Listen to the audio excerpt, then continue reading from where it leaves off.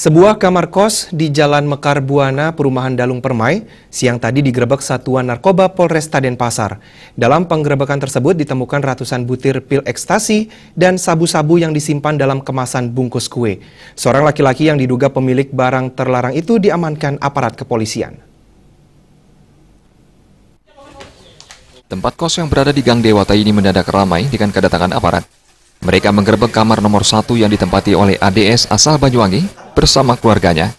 Dalam penggeledahan, aparat menemukan sebuah kotak kue yang di dalamnya berisi puluhan kotak hitam kecil, berisi ratusan butir pil ekstasi dan ratusan gram sabu-sabu. Sabu dan ekstasi ditaruh pada rak televisi. Selanjutnya, aparat mengamankan penghuni kamar ADS. Penggeledahan juga dilakukan pada kendaraan sepeda motor dan jaket yang kerap kali digunakan ADS. Namun polisi tidak menemukan barang terlarang narkoba. Namun pada sebuah celengan plastik kembali ditemukan 2 kotak hitam yang berisi narkoba. Ini berapa isinya nih? 50. 51, 2, ya, 3, yang pertama.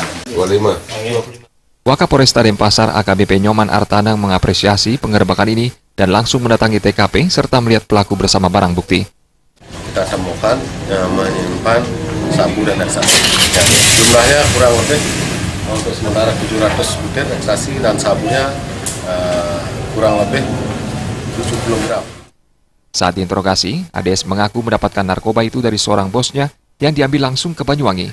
ADS merupakan residivis dalam kasus yang sama, bahkan sempat divonis 4 tahun penjara. 1 minggu yang lalu, berapa kali kamu sudah pernah terima? 3 kali. 3 kali. Yang pertama berapa?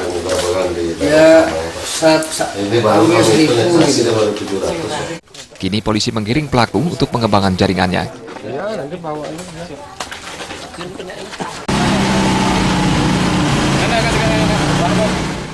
Rai Swantara, Bali TV.